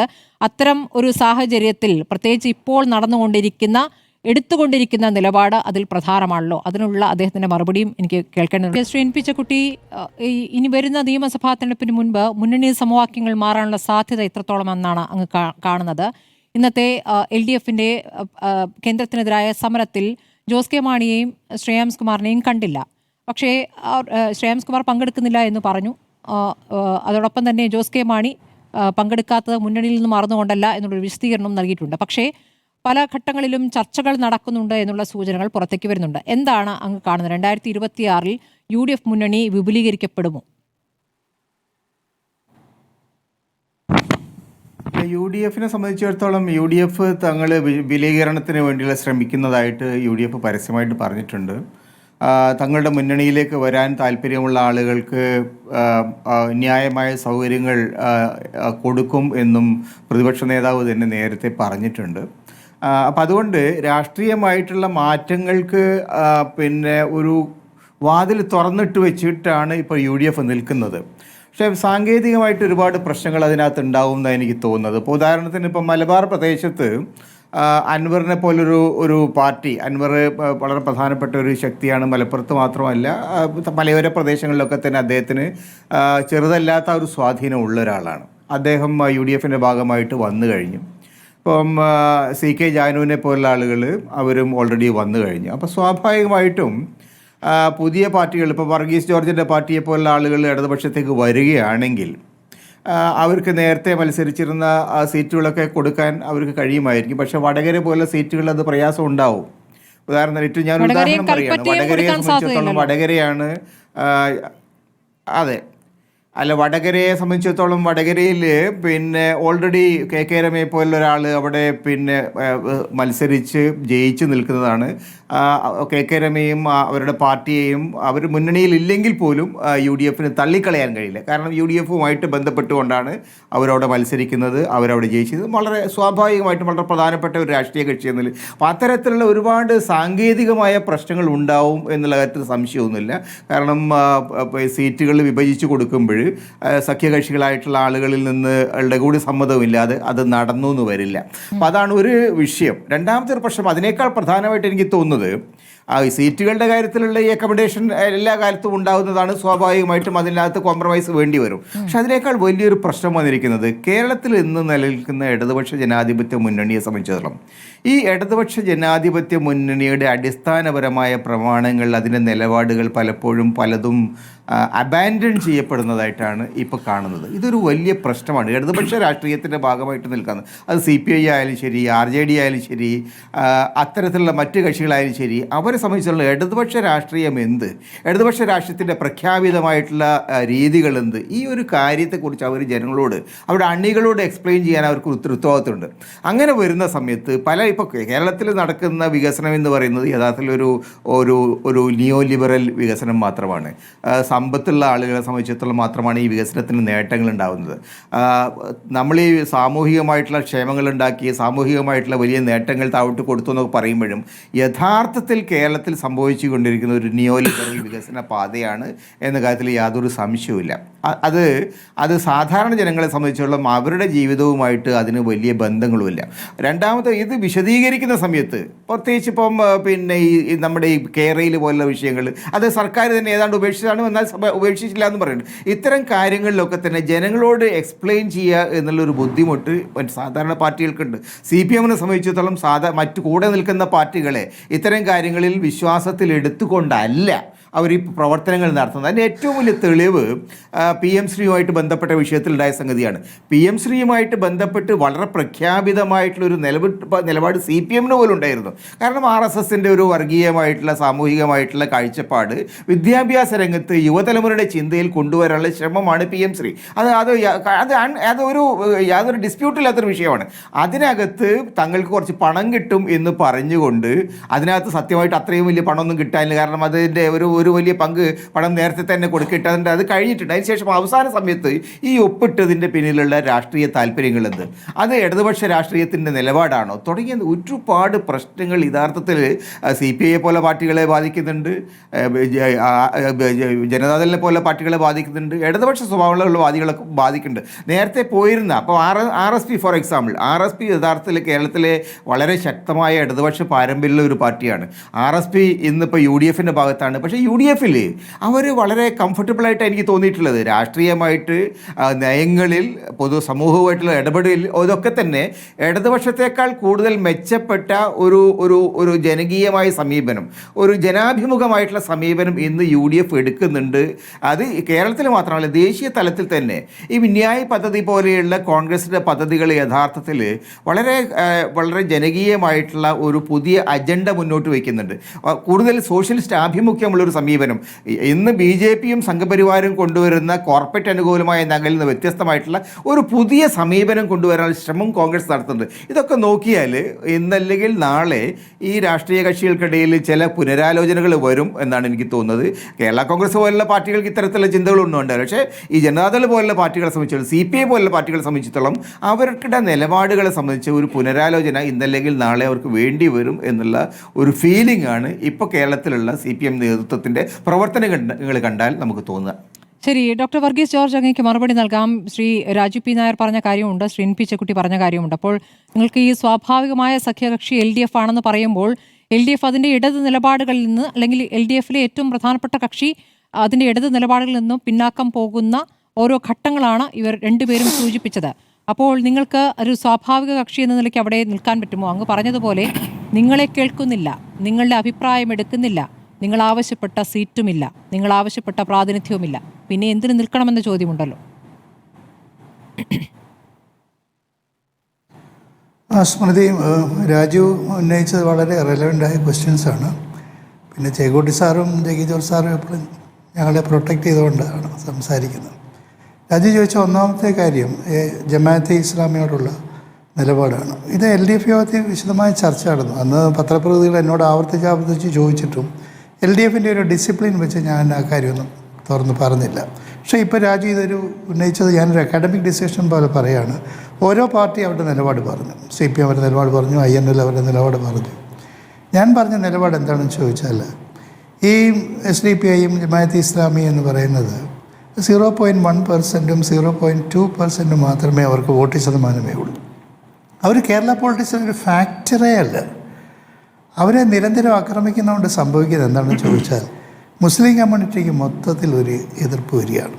മുസ്ലിം കമ്മ്യൂണിറ്റിയെ മൊത്തത്തിൽ വിമർശിക്കുന്ന ഒരു സ്വഭാവം മുസ്ലിം കമ്മ്യൂണിറ്റി മനസ്സിലാക്കി. ഒരുപക്ഷെ ഈ വിമർശനം കൊണ്ട് ഭൂരിപക്ഷ സമുദായത്തിലെ വർഗീയ ശക്തികൾക്കിടയിൽ ഒരു ഇളക്കമൊക്കെ ഉണ്ടാകും. ഇത്ര ശക്തമായിട്ട് ഇവരെ എതിർക്കുന്നുണ്ടല്ലോ. പക്ഷേ അങ്ങനെ ഉള്ള ഭൂരിപക്ഷ സമുദായത്തിലെ വർഗീയ ശക്തികൾ ഈ ശക്തികളെ എതിർക്കുന്നതുകൊണ്ട് LDFിനല്ല വോട്ട് ചെയ്തത്. ഹിന്ദുക്കൾക്ക് വേണ്ടി ഒരു പാർട്ടി ഉണ്ടല്ലോ, എന്നാൽ പിന്നെ ആ പാർട്ടിക്ക് വോട്ട് ചെയ്യാം. അതോടുകൂടി BJP സ്ട്രെങ്തൻ ചെയ്തേ ഉള്ളൂ. അതുകൊണ്ട് ജമാഅത്ത് ഇസ്ലാമി, SDPI തുടങ്ങിയ പാർട്ടികൾ കേരള പൊളിറ്റിക്സിൽ ഒരു ഫാക്ടറേ അല്ല. നമ്മുടെ യഥാർത്ഥമായ ഒരു പൊളിറ്റിക്കലായിട്ടുള്ള ഒരു കുന്തമനെ തിരിക്കേണ്ടത് ഇവിടുത്തെ ഈ തീവ്ര വർഗീയ വലതുപക്ഷ ശക്തികൾക്കെതിരായിട്ടാണെന്ന് ഞാനത് LDP പറയുകയുണ്ടായി. CPM അപ്പോൾ അവരുടെ അഭിപ്രായം പറഞ്ഞു, INL അവരുടെ അഭിപ്രായം പറഞ്ഞു. അതുകൊണ്ട് അതിനകത്ത് ഞങ്ങൾ കറക്റ്റായിട്ടുള്ള പൊസിഷൻ എടുക്കുന്നുണ്ട്. രാജ്യത്തോട് എനിക്ക് പറയാനുള്ളത് ഒരു പാർട്ടി CPM മാത്രമായിട്ട് ഒരു നിലപാടെടുക്കുന്നു എന്ന രൂപത്തിൽ കാണാമോ? ഇതിപ്പോൾ CPMലെ മുഴുവൻ നേതാക്കളും ആ രൂപത്തിൽ ഇപ്പോൾ AK ബാലൻ പറഞ്ഞതൊരു അബദ്ധമാണോ എന്ന് സംശയിക്കാം. പക്ഷേ മുഖ്യമന്ത്രി വാർത്താ സമ്മേളനത്തിൽ വളരെ വിശദമായി തന്നെ അത് പറയുന്നു. മാറാട് ഓർമ്മിപ്പിക്കുന്നു. മാറാട് ഇപ്പോൾ എല്ലാവരും മറക്കാൻ ആഗ്രഹിക്കുന്ന ഒരു സംഭവമാണല്ലോ. അതിനെ കലാപം എന്ന രൂപത്തിൽ കൂടി കാണരുത് എന്ന് കമ്മീഷൻ തന്നെ പറഞ്ഞിട്ടുള്ളൊരു കാര്യമാണ്. ഒരു സംഘർഷം, അത് കലാപം എന്ന രൂപത്തിൽ കാണരുത് എന്ന് അത് വീണ്ടും ഓർമ്മിപ്പിക്കുന്ന ഒരു സാഹചര്യം, അതിനെ ന്യായീകരിക്കുന്ന സാഹചര്യം കാണുന്നു. ഇതൊക്കെ തന്നെയും ചേർത്ത് വെക്കേണ്ടതുണ്ട്. മാറാട് ഓർമ്മിപ്പിക്കുന്നു. ജമാഅത്തെ ഇസ്ലാമി ഏത് കാര്യത്തിലും, ഏത് പ്രസംഗം നടത്തുമ്പോഴും, ഏത് പ്രതികരണത്തിലും ജമാഅത്തെ ഇസ്ലാമി കൂട്ടുകെട്ട് എന്നിങ്ങനെ ആവർത്തിച്ച് പറയുമ്പോൾ അതുണ്ടാക്കുന്ന, അങ്ങ് പറഞ്ഞ പോലെ അത് സഹായിക്കുന്നത് BJP ആണ് എന്ന് CPMന് അറിയാഞ്ഞിട്ടാണോ? അതുവഴി ഭൂരിപക്ഷ വോട്ട് കൂടുതൽ കിട്ടും എന്നുള്ള തെറ്റിദ്ധാരണയല്ലേ? അങ്ങനെ അതൊരു തെറ്റിദ്ധാരണയാണ് എന്ന് മനസ്സിലാക്കേണ്ട സമയം കഴിഞ്ഞിരിക്കുന്നത്. തദ്ദേശ തെരഞ്ഞെടുപ്പിലും അതിനു മുമ്പുള്ള ഉപതെരഞ്ഞെടുപ്പിലുമൊക്കെ ഇതേ തന്ത്രം പ്രയോഗിച്ച് അത് പൊളിഞ്ഞ തന്ത്രമാണ്. ഈ സ്മൃതി പറഞ്ഞ റെഫർ ചെയ്ത ഈ പത്രസമ്മേളനത്തിന് പിറ്റേന്നായിരുന്നു LDF. മുഖ്യമന്ത്രി അത് എക്സ്പ്ലെയിൻ ചെയ്തിട്ടും ഞങ്ങൾ LDF യോഗത്തിൽ ഞങ്ങളുടെ പൊസിഷൻ ഹോൾഡ് ചെയ്തു. മറ്റു പാർട്ടികൾ അവരവരുടെ അഭിപ്രായം പറഞ്ഞു. അതുകൊണ്ട് LDF യോഗത്തിൽ തുറന്ന ചർച്ചകൾ നടക്കുന്നുണ്ട്. പക്ഷേ നമ്മുടെ നിലപാടുകളിൽ നമുക്ക് മാറ്റം വരുത്താൻ പറ്റത്തില്ല. രാജു പറഞ്ഞ രണ്ടാമത്തെ ഒരു ഇഷ്യൂ എന്താണെന്ന് ചോദിച്ചാൽ, എങ്ങനെ ഒരു പാർട്ടി ലെഫ്റ്റ് പൊളിറ്റിക്സിൽ നിന്ന് മാറുമ്പോൾ ഒരു ജെനുവിനായ ഒരു ചെറിയ ലെഫ്റ്റ് പാർട്ടിയായി നിൽക്കാൻ ആഗ്രഹിക്കുന്ന നിങ്ങൾക്ക് തുടർന്ന് എങ്ങനെ സാധിക്കുമെന്നുള്ളതാണ് എനിക്ക് രാജുവിനോട് പറയാനുള്ളത്. നമ്മുടെ ഒരു പഴയ മുന്നണി രാഷ്ട്രീയത്തിൻ്റെ ഒരു റിജിഡിറ്റി ഒന്നും ഇപ്പോൾ ഉണ്ടെന്ന് എനിക്ക് തോന്നുന്നില്ല. ഇപ്പോൾ തന്നെ കേരളം അങ്ങോട്ട് വിട്ടു കഴിഞ്ഞാൽ മാർക്സിസ്റ്റ് കമ്മ്യൂണിസ്റ്റ് പാർട്ടിക്ക് ലോക്സഭയിൽ ആകെ 4 സീറ്റാണ് ഉള്ളത്. ആ മാർക്സിസ്റ്റ് കമ്മ്യൂണിസ്റ്റ് പാർട്ടിയുടെ 2 ലോക്സഭാ സീറ്റും അവർക്ക് തമിഴ്നാട്ടിൽ നിന്ന് കിട്ടിയത് കോൺഗ്രസ് DMK സഖ്യത്തിലാണ്. 3ാമത്തെ സീറ്റ് അവർക്ക് കിട്ടിയത് രാജസ്ഥാനിൽ കോൺഗ്രസ് സഖ്യത്തിലാണ്. ഇപ്പോൾ CPIക്ക് 2 ലോക്സഭാ സീറ്റാണുള്ളത്. ഈ 2 ലോക്സഭാ സീറ്റും അവർക്ക് കിട്ടിയത് കോൺഗ്രസ് DMK സഖ്യത്തിലാണ്. ബീഹാറിൽ തന്നെ കഴിഞ്ഞ മഹാഘടന രാജുവിൻ്റെ പാർട്ടി കോൺഗ്രസും ഞങ്ങളും CPIയും CPMും CPIMലും ഉണ്ടായിരുന്നു. അതുകൊണ്ട് പഴയതുപോലെ ഒരു റിജിഡായ ഒരു പൊളിറ്റിക്സ് കാണുന്നില്ല. കേരളത്തിൽ മാത്രമാണ് ഇങ്ങനെ ഒരു മുന്നണി രാഷ്ട്രീയം. കേരളത്തിന് പുറത്തേക്ക് വരുമ്പോൾ എല്ലാവരും കുറേ ഒരയവുള്ള രാഷ്ട്രീയമാണ് സ്വീകരിക്കുന്നത്. അതിൻ്റെ അർത്ഥം നമ്മൾ നമ്മുടെ നിലപാട് തറയിൽ നിന്ന് മാറുന്നു എന്നുള്ളതല്ല. അതുകൊണ്ട് ഞങ്ങളെ സംബന്ധിച്ചിടത്തോളം രാജു ഉന്നയിച്ച റെലവൻ്റായ ക്വസ്റ്റ്യൻ തന്നെയാണ്, എങ്ങനെ തുടരാൻ സാധിക്കും ലെഫ്റ്റ് പൊളിറ്റിക്സിൽ നിന്ന് മാറുമ്പോൾ. പക്ഷേ പിന്നെ എന്താ നമ്മുടെ ഒരു ഓപ്ഷൻ? പിന്നെ ഈ JK ജോർജ് സാർ പറഞ്ഞ പോലെ, ചെക്കുട്ടി സാർ പറഞ്ഞ പോലെ കോൺഗ്രസിൻ്റെ നിലപാടിൽ കുറച്ച് മാറ്റം വന്നിട്ടുണ്ട്.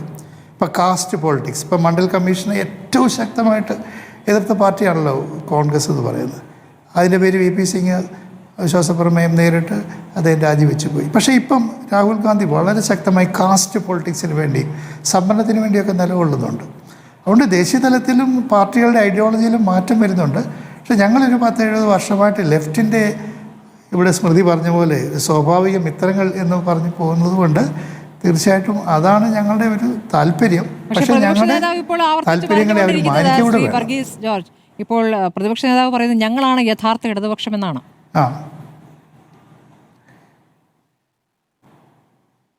കോൺഗ്രസിൻ്റെ നിലപാട് വളരെ മാറ്റം വന്നിട്ടുണ്ട്, വളരെ ശക്തി. പ്രത്യേകിച്ച് കാസ്റ്റിനെ സംബന്ധിച്ചും റിസർവേഷനെ സംബന്ധിച്ചും സ്റ്റേറ്റ്സിൻ്റെ റൈറ്റ്സിനെ സംബന്ധിച്ചും മാറ്റങ്ങൾ വന്നിട്ടുണ്ട്. പക്ഷേ കോൺഗ്രസിൽ അത് മൊത്തത്തിൽ ഒരു ഐഡിയോളജി ആയിട്ട് അവർ സ്വീകരിക്കുന്നില്ല. രാഹുൽ ഗാന്ധിയുടെ ഒരു നിലപാടായിട്ടാണ് അത് വന്നിരിക്കുന്നത്. ഇപ്പോൾ ഈ തരത്തിൽ ഇപ്പോൾ അങ്ങ് പറഞ്ഞതുപോലെ LDF യോഗത്തിൽ ചൂണ്ടിക്കാണിച്ചു ഈ ജമാഅത്തെ ഇസ്ലാമി ആവർത്തിച്ച് പറയുന്നത് ശരിയായ സമീപനമല്ല എന്ന്. അപ്പോൾ LDF യോഗത്തിൽ CPM മാത്രമാണോ ആ നിലപാടിൽ ഉറച്ചു നിന്നത്? മറ്റ് കക്ഷികൾക്കെല്ലാം തന്നെ വിരുദ്ധാഭിപ്രായമുണ്ട് എന്ന് വേണം മനസ്സിലാക്കാൻ, അല്ലേ? അങ്ങനെയല്ല സ്മൃതി, LDF യോഗത്തിനകത്താണെന്നൊരു കാര്യം എനിക്കിപ്പം ഇവിടെ പറയാൻ പറ്റത്തില്ല. പക്ഷേ ഈ രാജു പി നായർ ഇത് റേസ് ചെയ്തുകൊണ്ട് ഞാനൊരു അക്കാഡമിക് തലത്തിലാണ് പറഞ്ഞത്. അത് ഓരോ പാർട്ടിക്കും ഇത്തരം ഇഷ്യൂസിനെ സംബന്ധിച്ചൊരു വിലയിരുത്തലുണ്ട്.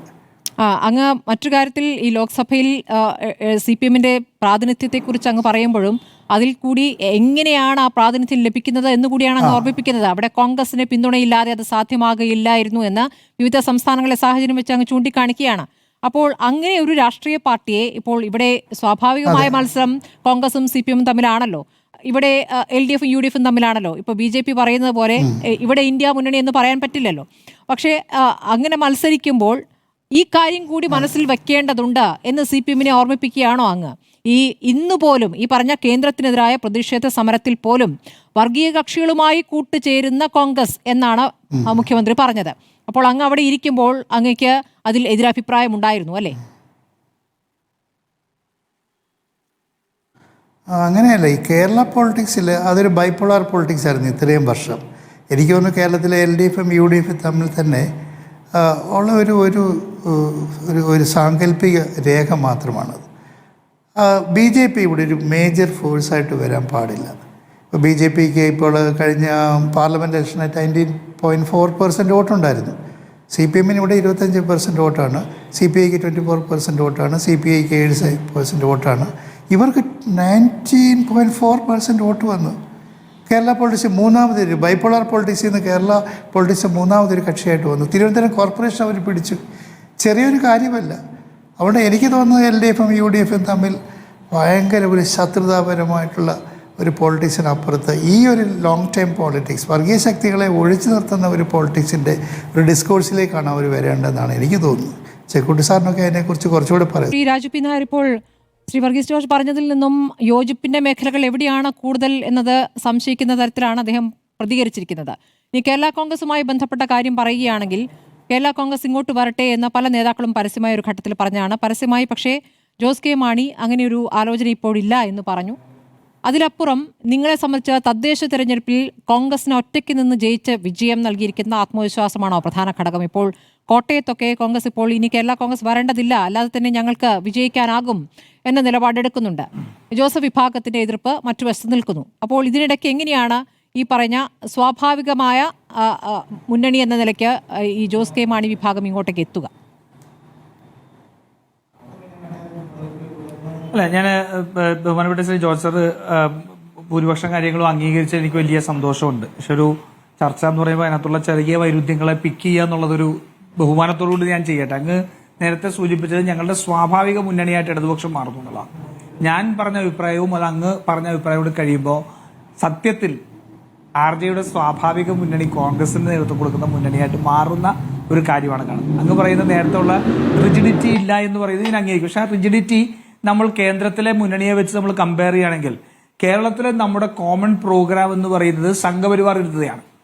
വർഗീയവൽക്കരണത്തിന്റെയും അല്ലെങ്കിൽ കുത്തകവൽക്കരണത്തിന്റെ സാമ്പത്തിക നയവും മതേതരത്വവും ഭരണഘടനയും സംരക്ഷിക്കപ്പെടുക എന്നുള്ള കോമൺ പ്രോഗ്രാമിൽ നമ്മൾ ഒത്തുചേരുന്നതാണ് അവിടെ.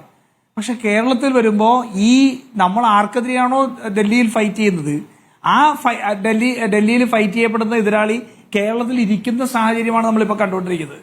അപ്പോൾ അവിടെ ഒരു സ്വാഭാവിക മുന്നണി ഏതാണ് എന്നുള്ള ഒരു പ്രശ്നമുണ്ട്. പക്ഷെ ഞാൻ അത് അധികം ഇതിനകത്തേക്ക് കൊണ്ടുപോകുന്നില്ല. കാരണം RJഡിയെ സംബന്ധിച്ചുള്ള ഒരു എക്സിസ്റ്റൻഷ്യൽ ക്രൈസിസ് ആയിരിക്കും.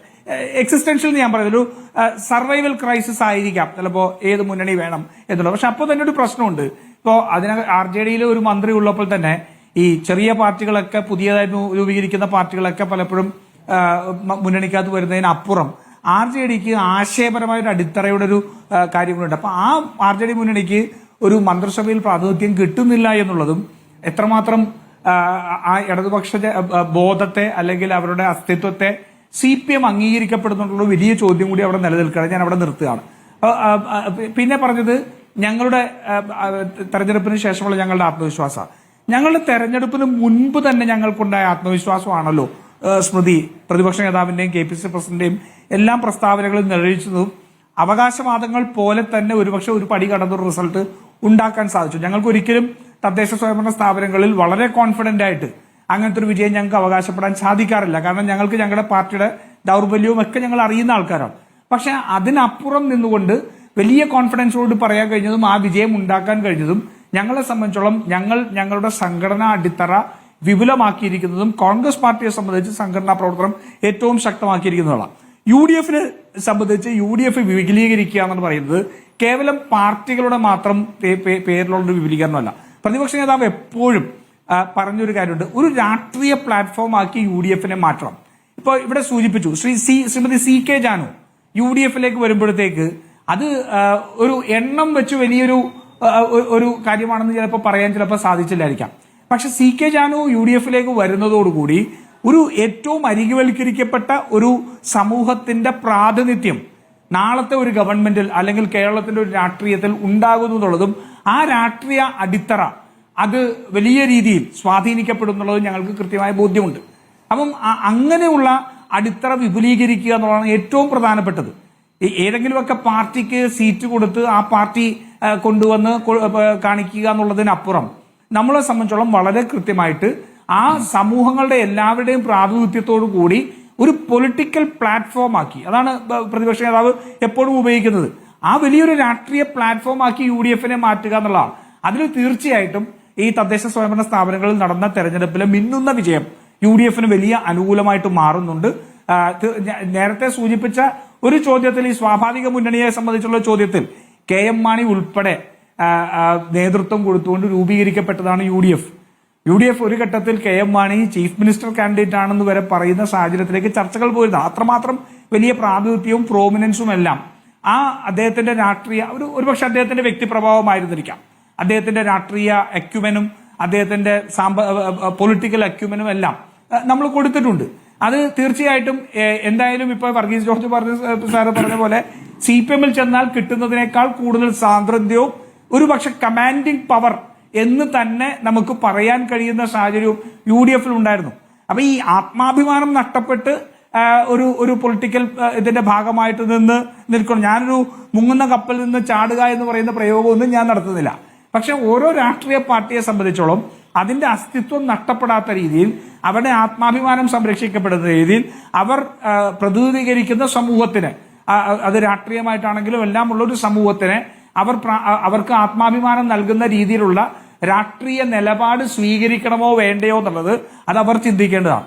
എന്തായാലും ഒരു കാര്യത്തിൽ സംശയമില്ല, കേരളത്തിൽ നിന്ന് പൊതുവെ നടക്കുന്ന ചർച്ചകളെല്ലാം UDF ഇന്നത്തെ നിലയിൽ ഒന്നുമല്ല, ഒരു മാറ്റവുമില്ലാത്ത ഇന്നത്തെ നിലയിൽ തന്നെ ഒരു തെരഞ്ഞെടുപ്പിൽ എഡ്ജിലാണ്. ഞാനിപ്പോ അത് വലിയ ഒരു വിജയത്തിന്റെ ഞങ്ങളുടെ കോൺഫിഡൻസ് ഒന്നും എടുത്തുകൊണ്ട് ഞാൻ ഈ ചർച്ചയിൽ മോണോപ്പൊളി ഉണ്ടാക്കാൻ ആഗ്രഹിക്കുന്നില്ല. പക്ഷേ 2026 തെരഞ്ഞെടുപ്പിൽ നിലവിലുള്ള സാഹചര്യത്തിൽ തന്നെ UDF-ന് വലിയൊരു എഡ്ജുണ്ട് എന്നുള്ളത് പറയുന്നത് ഒരു അതിശയോക്തിയാവില്ല എന്ന് ഞാൻ വിശ്വസിക്കുന്നു. ജേക്കബ് ജോർജ് സാറിന് ഉൾപ്പെടെ അത് അംഗീകരിക്കുമെന്ന് ഞാൻ കരുതുന്നു.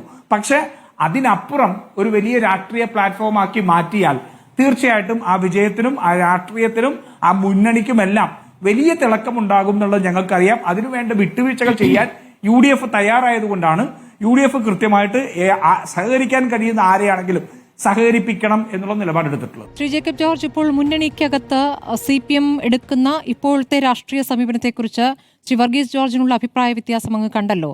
അത് എത്രത്തോളം ശരിയായ സമീപനമാണെന്ന് അങ്ങ് കരുതുന്നു? ഇപ്പോൾ ജമാഅത്തെ ഇസ്ലാമി ആവർത്തിച്ച് പറയുക, അതുവഴി ന്യൂനപക്ഷ വോട്ട് തന്നെ ഇല്ലാതാകുന്ന ഒരു സാഹചര്യം ഉണ്ടാകുമെന്നാണ് അദ്ദേഹം ഭയക്കുന്നത്.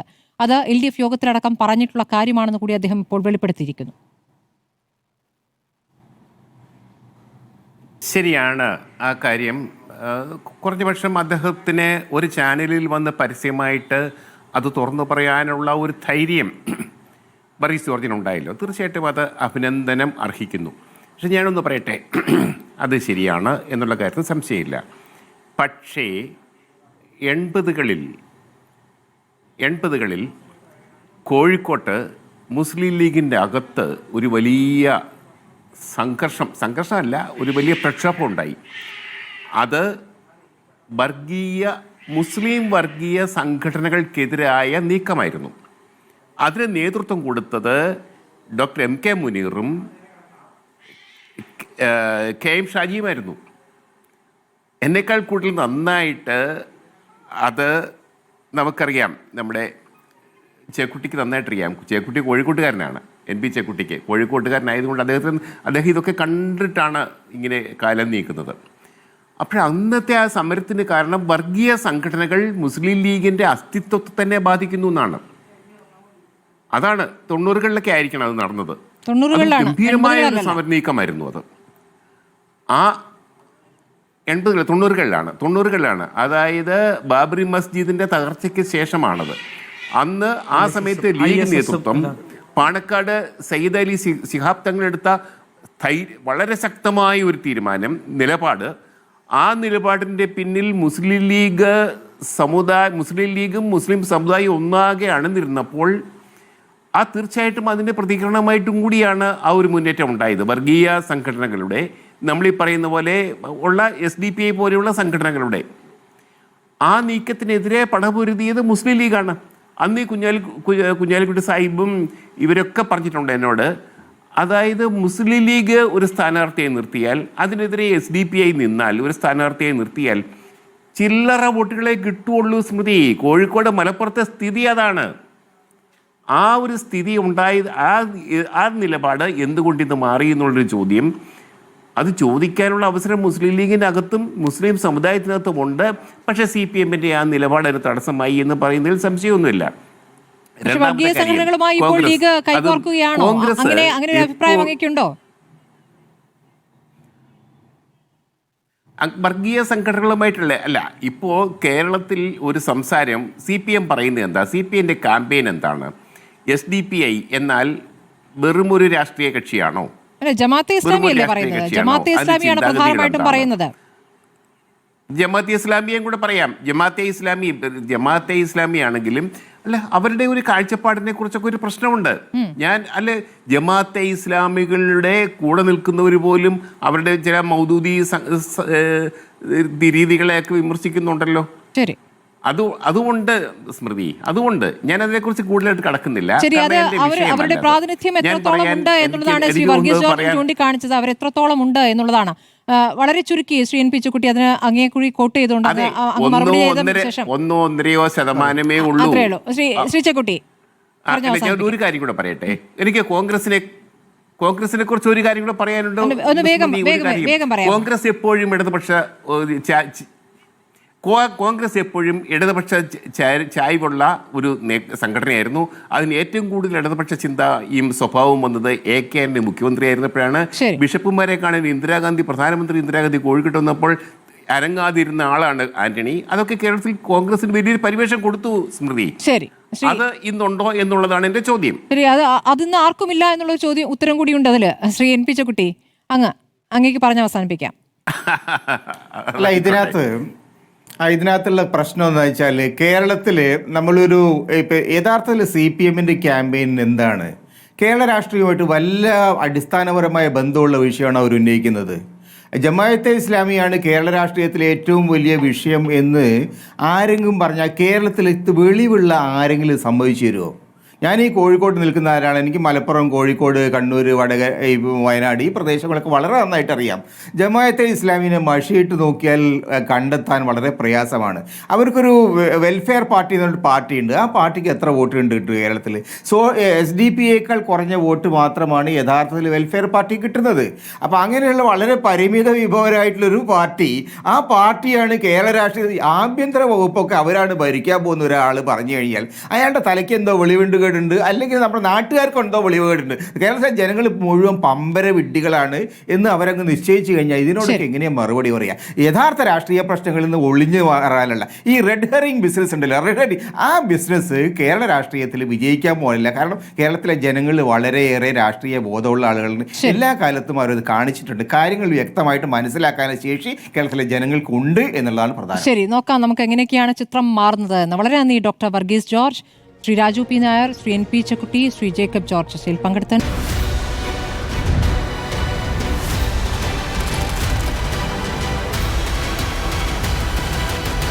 ഡിബേറ്റ് വിത്ത് സ്മൃതി പരുത്തിക്കാട്.